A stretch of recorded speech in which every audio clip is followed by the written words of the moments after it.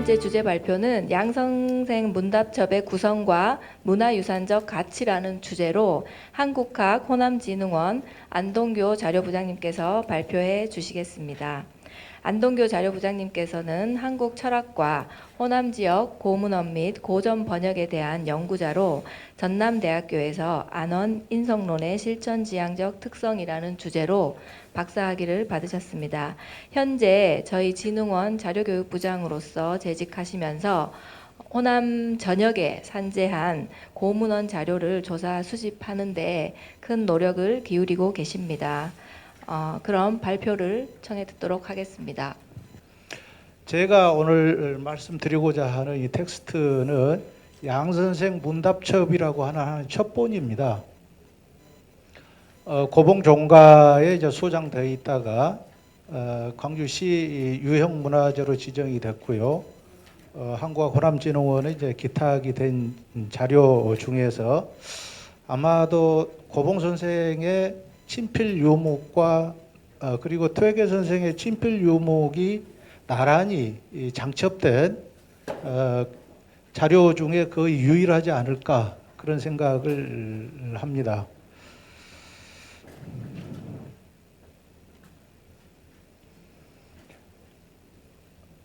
우리 조광인 연구원이 서두에 설명했습니다마는 고봉종가의 자료는 약 한 1,100여 점 정도 되고요.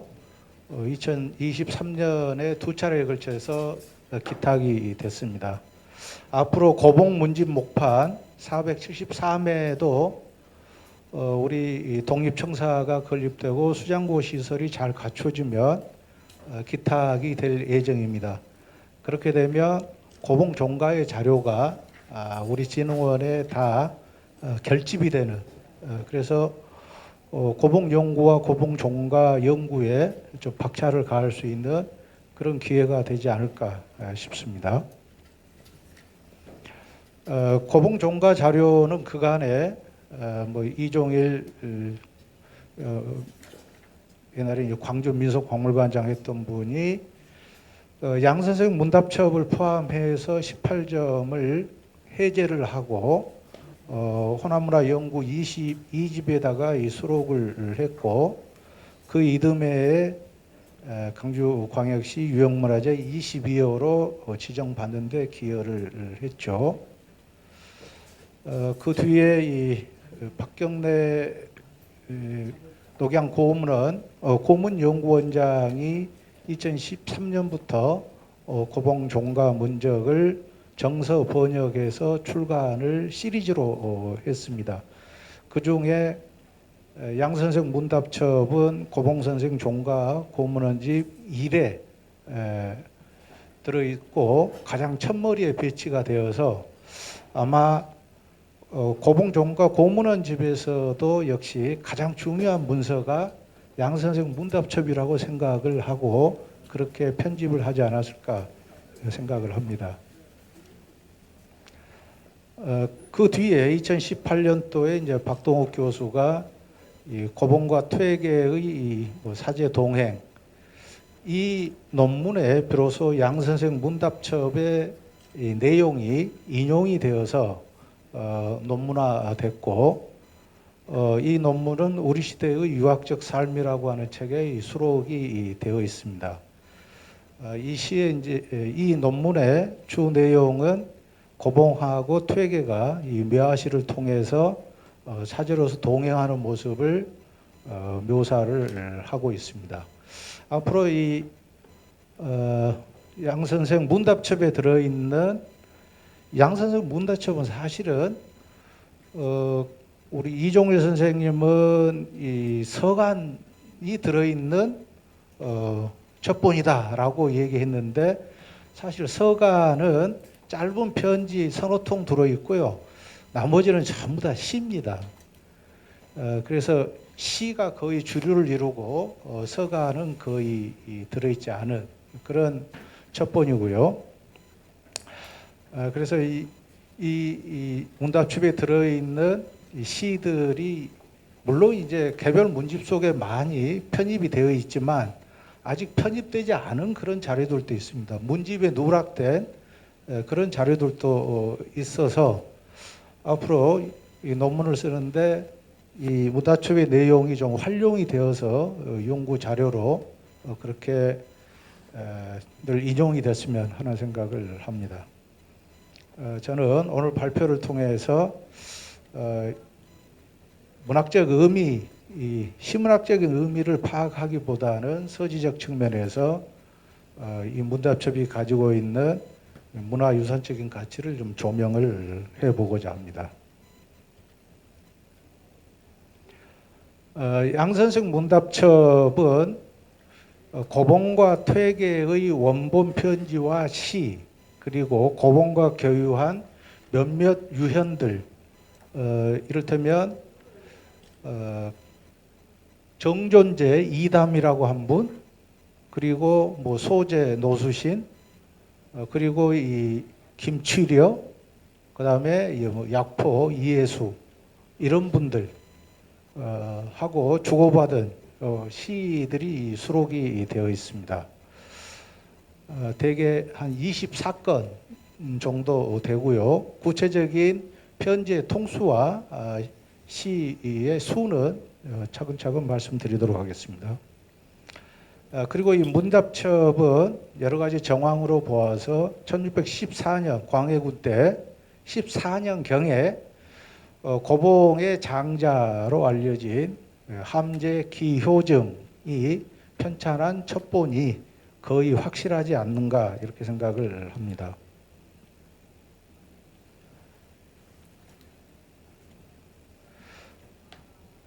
자, 이제부터 이 양선생 문답첩의 전체적인 모습을 쭉 제가 한번 돌려보겠습니다. 뭐 이 책을 보신 분도 있겠지만은 못 보신 분들이 거의 태반일 것이므로 이 문답첩의 형태나 내용이 어떻게 돼 있나 한번 쭉 한번 보시기 바랍니다. 지금 여기에 보시면은 양선생 문답첩, 그리고 밑에가 잘 안 보입니다만은 간독이라고 하는 글자가 조그맣게 쓰여져 있습니다. 표지고요, 앞표지고요.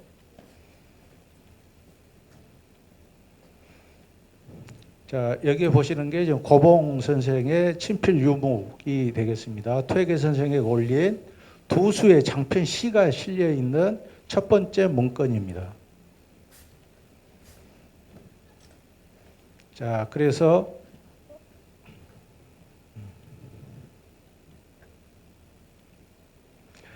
여기까지 해가지고 요 고봉 후와 고봉 기모가 이렇게 선생 좌전에 올린다라고 이렇게 돼 있죠. 전체적인 그 형태를 보시면 얼른 보면은 편지처럼 보입니다. 편지처럼 격자도 하고요, 이 대두도 하고 하면서 이 시를 써서 올렸기 때문에 이게 시지인지 편지인지 얼른 보면 구별이 잘 안 되는데요. 이제 내용을 봐야 이게 시를 적어 올린 시지구나라고 하는 것을 알 수가 있습니다.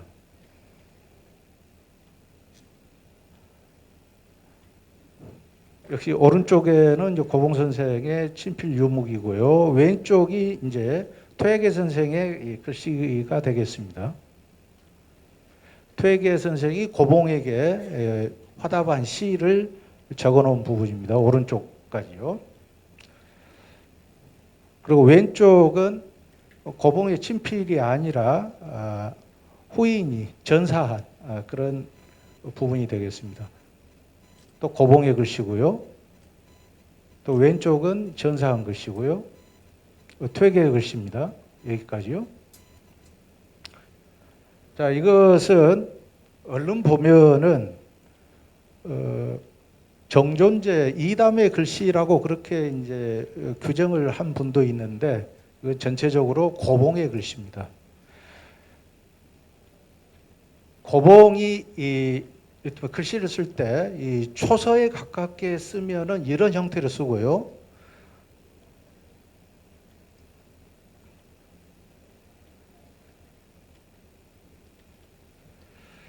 행서나 해서에 가깝게 쓰면 이런 형태로 쓰는 겁니다. 그 글자 형태가 약간 다른데 필체로 보면은 거의 이런 형태에서 저런 초서나 행서 형태로 가겠구나. 이것을 알 수가 있죠. 이것은 고봉의 글씨입니다. 정존제의 글씨가 아니에요. 여기 보시면은 정존이라고 써놨다고 해서 이 정존제 이담의 글씨가 아니라 이건 사연이 있습니다. 그리고 20사건 하나하나마다 전부 다 사연이 있어요. 이거 원래는 전부 다 낱장으로 되어 있는 것이 지금 첩본화됐기 때문에 한 장 한 장 전부 다 사연이 있는 거죠. 근데 이 사연을 전부 다 지금 얘기할 수는 없습니다. 그래서 몇 가지만 한 7가지만 제가 뽑아서 말씀드리려고 하는데 7가지도 드릴 시간이 될지 어쩔지 모르겠어요. 자, 그래서 좀 빨리 넘깁니다. 이런 부분은 전사본이겠죠. 그런데 이것은 고봉의 친필 요목을 그대로 보고 그대로 옮겨놓은 전사본입니다. 일단 말씀드리겠습니다. 퇴계 글씨고요. 퇴계 글씨입니다. 고봉 글씨고요.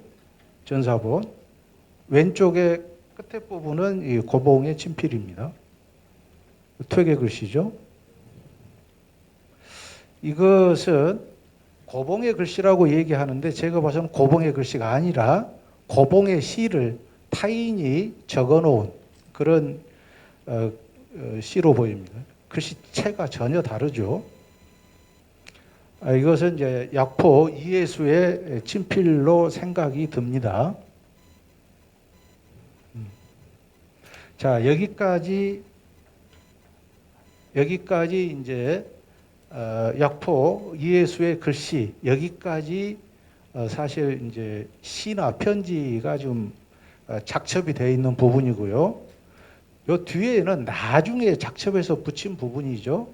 그래서 고봉 선생이 무오년의 식년시에 급제했던 그 방목을 집안에 전해오다가 이제 분실을 했는데 다른 친지에게서 구해가지고 이것을 뒤에다가 써놓은 것입니다.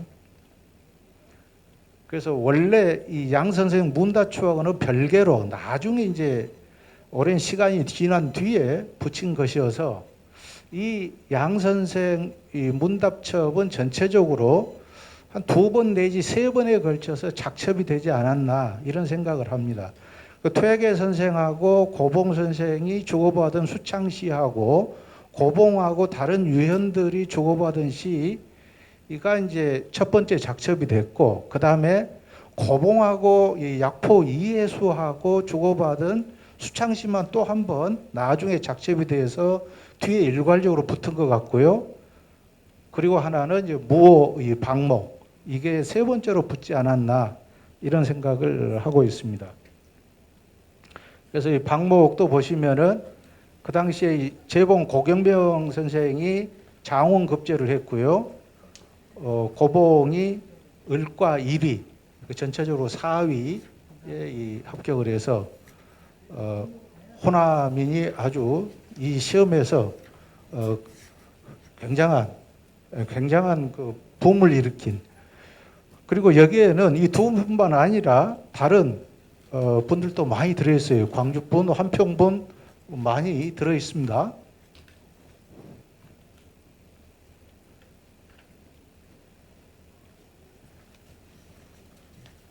이때 보시면은 뭐 나주, 강진 꽤 많이 들어있죠.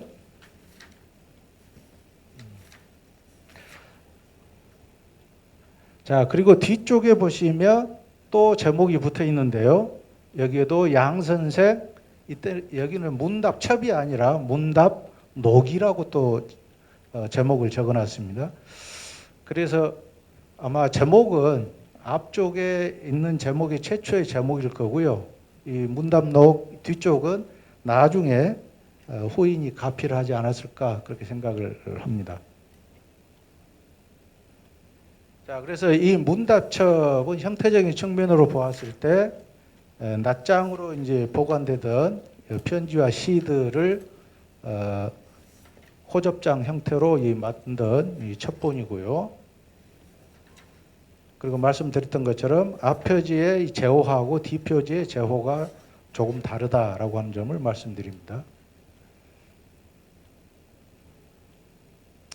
글씨 형태는 고봉의 필체는 이제 해서하고 행서가 주류를 이루고 초서가 간간히 섞여 있는 그런 모습이고요. 필체로 보면은 단아하면서도 날렵한 상당히 예리한 그런 이 체세를 가지고 있습니다. 고봉 선생이 좀 성격을 좀 반영하는 것 같아요.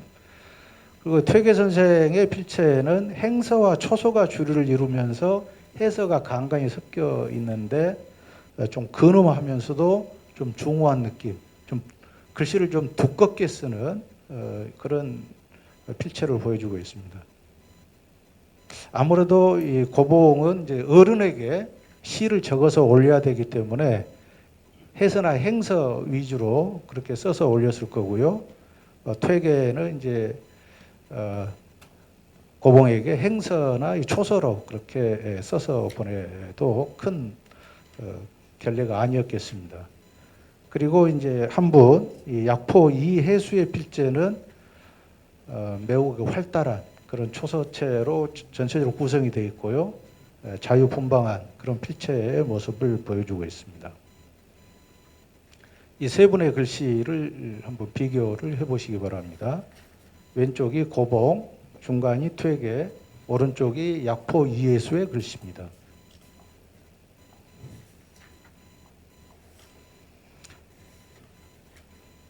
자, 첫 번에 작접되어 있는 이 낱장의 시나 이 편지 중에서 고봉의 전체적인 글이 12건이고요. 퇴계가 7건, 기타가 6건입니다.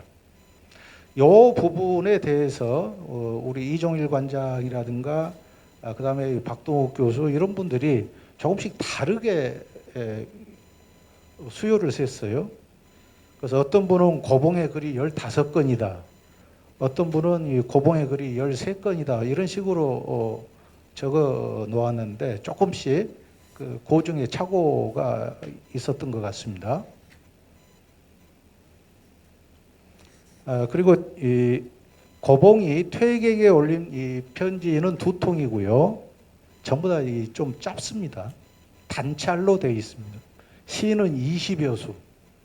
퇴계가 고봉에 보낸 편지는 이 2통, 시는 7수입니다. 그리고 정존재 이담이 고봉에 보낸 시는 8수고요. 고봉이 보낸 시도 8수. 그리고 쭉 보시면은 서로 수창한 시가 이렇게 쭉 나오고요. 편지는 도합, 전체적으로 도합해서 4통, 시는 도합해서 52수가 실려 있습니다.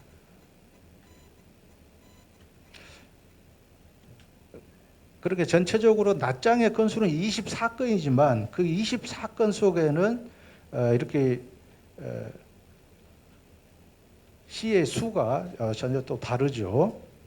자, 그 다음에 양선생 문답첩의 첩본 차례나 원본, 문집의 제목 비교, 작성 시기, 저작자, 수신자, 문집의 수록 여부, 친필 여부 이걸 제가 도표화해 놓았습니다. 여러분 유인물 48쪽하고 49쪽을 한번 보시면은 48쪽하고 이 49쪽에 보시면은 한 건 한 건 전부 다 제목이 원본에서는 어떻게 되어 있고 이게 문집으로 편입됐을 때는 제목이 변했나 변하지 않았나 일치하나 일치하지 않나 이것을 전부 다 고증해서 적어 놓았고요.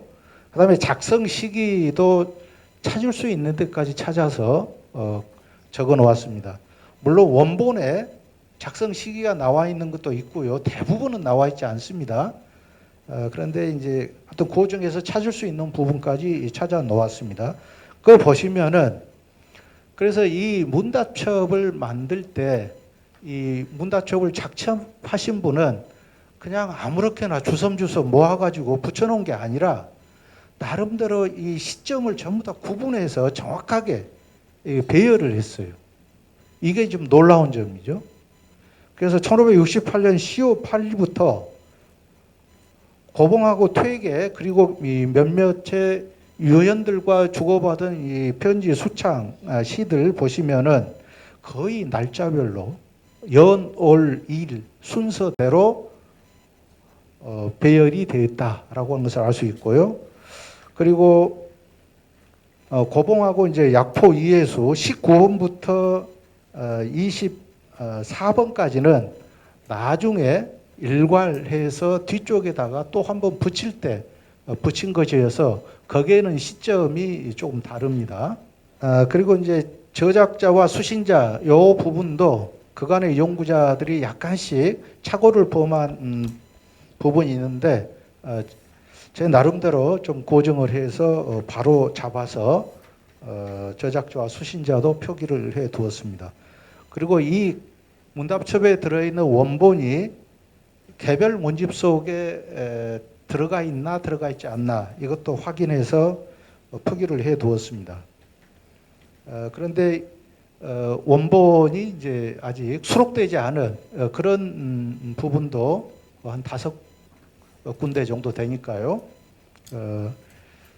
이 문답첩의 이 내용이 나름대로 가치가 있다라고 하는 것을 증명을 하고 있습니다. 고봉 선생은 퇴계 선생이 이 세상을 떠난 뒤에 58년부터 67년까지 왕복한 편지를 본인이 직접 편찬을 하고 퇴계 서책이라고 그렇게 불렀다고 얘기를 합니다. 근데 이 퇴계 서책이 지금 원본이 좀 남아있지 않습니다.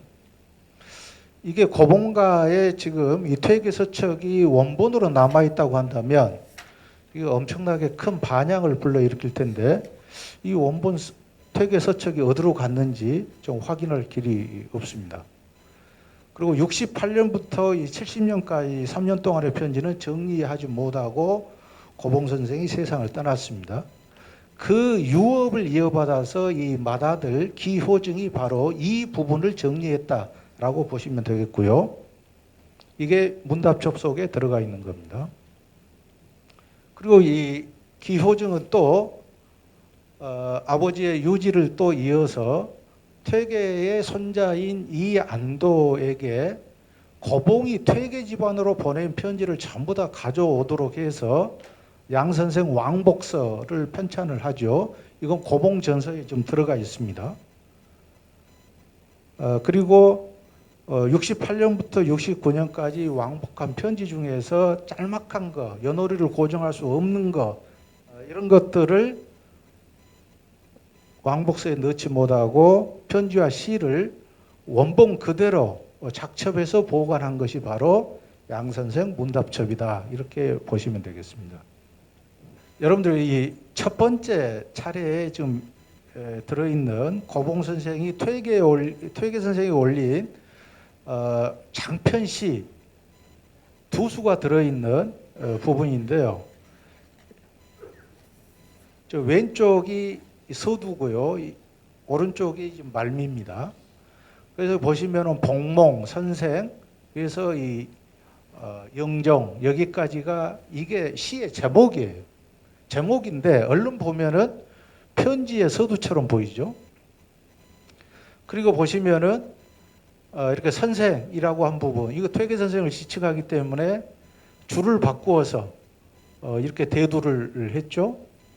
그리고 성남 이 부분도 퇴계 선생님이 성남을 하기 때문에 올리고요. 영정 교정을 해주실 분도 이 퇴계 선생이기 때문에 다 올렸습니다. 대두를 다 했죠. 이게 이제 제목인데 이게 고봉 문집에 그대로 지금 제목으로 들어가 있습니다. 그리고 여기서부터 이제 시가 나오죠. 오원시로.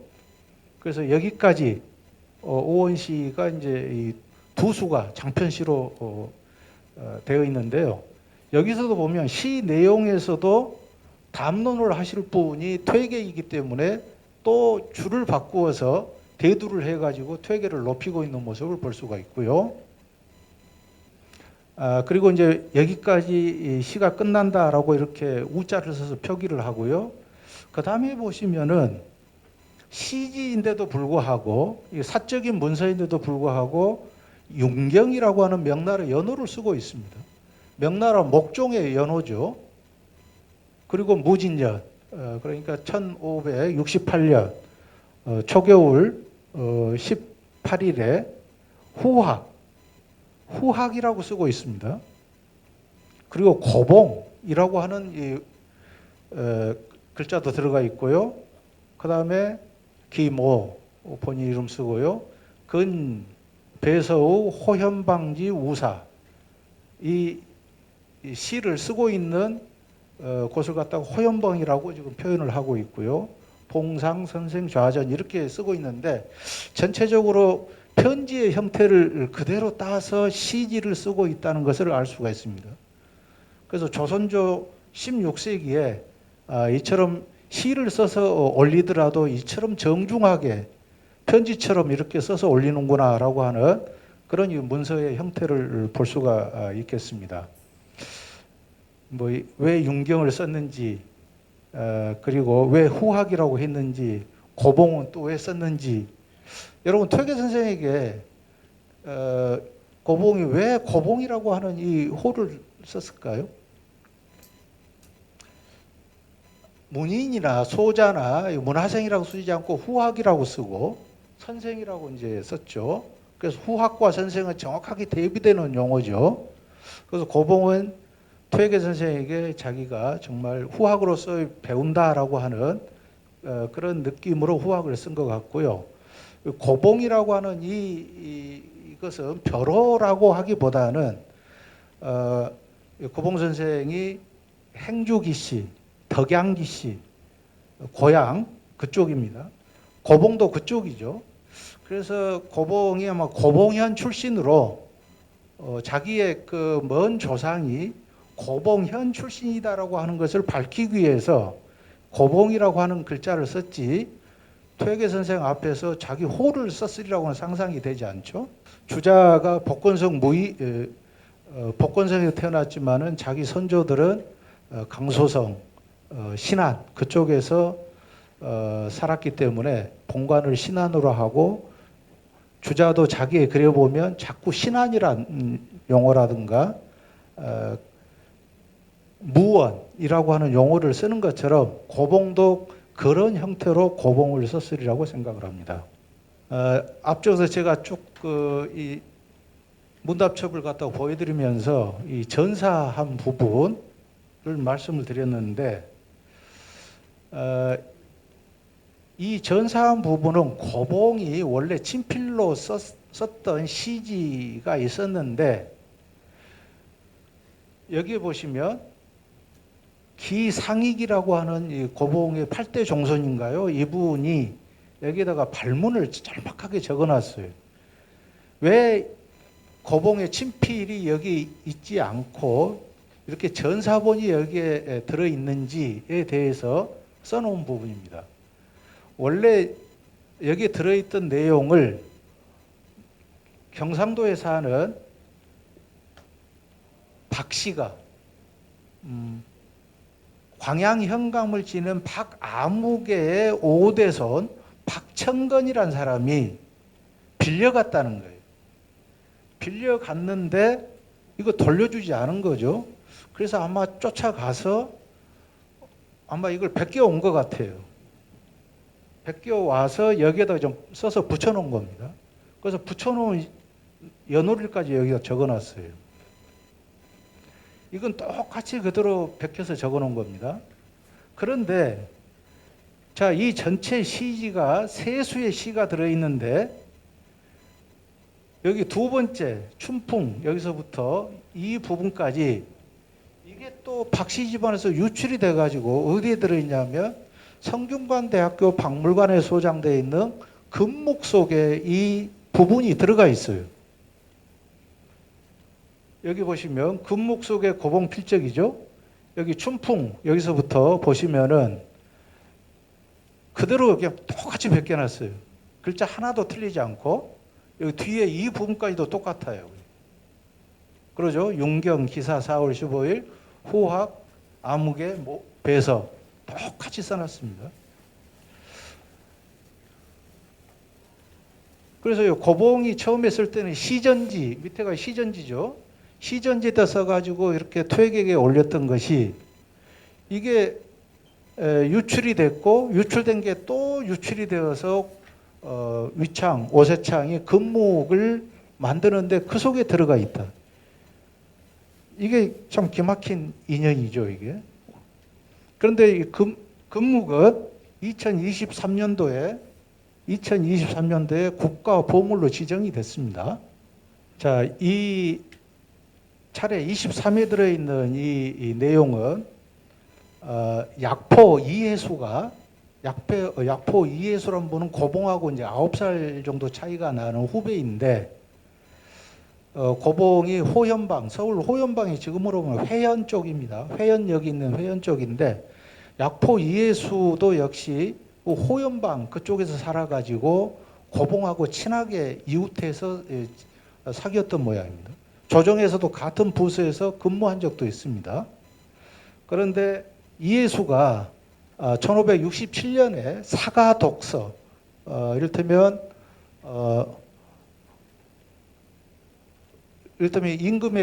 임금에게 이 정당한 휴가를 받아서 이제 독서하는 그런 사가 독서에 들어갔는데 그 무렵에 고봉이 이해수가 약속을 해가지고 동호에서 배를 띄우고 서로 하루 유람을 즐겼던 모양입니다. 동호는 서울의 지금 한강 중간에 뚝섬부터 이 옥수동까지 동쪽으로 거기에 형성됐던 이 호수 이름이 동호인데 그날 바로 고봉, 율곡, 그리고 송강, 약포, 그 다음에 백록, 신응시라고 한 분이 있습니다. 이런 분들이 거기서 뱃놀이를 하면서 시를 썼던 건데요. 약포 이해수가 이때 상당히 술에 취했던 모양입니다. 그래서 술에 취해가지고 시를 쓰고 끝에다가 여기 보시면은 대중, 취초 이렇게 지금 적어 놓았죠. 대중은 약포 이해수의 자가 대중입니다. 큰 대자에 버금중자 쓰는 대중이에요. 그래서 대중, 취할 취자, 술에 취할 취자 이건 풀초자입니다. 글을 짓는다라고 한 표현이죠. 취해서 시를 쓴다라고 적어 놓았어요. 그래서 약포 이해수의 문집에 보면 이 시가 취초라고 하는 제목으로 실려져 있습니다. 약포 문집에 실려져 있어요. 그런데 여기 확대해서 이렇게 적어 놨습니다. 이 구절을 몇 분이 잘못 읽었어요. 잘못 읽어서 이 대중을 갖다가 대승 이걸 승자로 읽어가지고 고봉에 그린 것처럼 착각을 한 거죠. 그다음 취 이 글자를 초로 읽지 않고 아들 자자로 읽어서 대승 취자 이렇게 읽어서 술에 취한 대승이 지었다. 이렇게 이제 오독을 한 거죠. 그렇게 해서 이 시가 마치 고봉의 시인 것처럼 그렇게 적어놓은 제목으로 적어놓은 것도 있고요. 심지어는 이 고봉 집안에서도 이 부분을 잘못 읽어서 지금 고봉 전서에 이 글이 들어가 있어요. 지금 고봉 전서에도 이 글이 똑같이 들어가 있습니다. 그래서 이 글은 나중에 고봉 문집을 다시 정본화 사업을 한다면 좀 미안하지만 조금 빼야 되는 또 그런 글로 보시면 되겠습니다. 그래서 이런 문집의 이런 내용들을 고증하는데도 이런 원본 자료는 매우 중요한 그 교감을 할 수 있는 기초 자료가 된다라고 하는 부분을 말씀드리고 싶습니다. 그래서 이제 마지막으로 양 선생 문답첩의 이제 문화유산적인 가치를 좀 말씀드린다면 이 문답첩의 내용을 통해서 개별 문집의 내용을 보완할 수 있다라고 하는 거고요. 제가 앞에서 말씀드렸지만은 이 문답첩 속에 한 5가지 내용은 개별 문집에 누락이 되어 있습니다.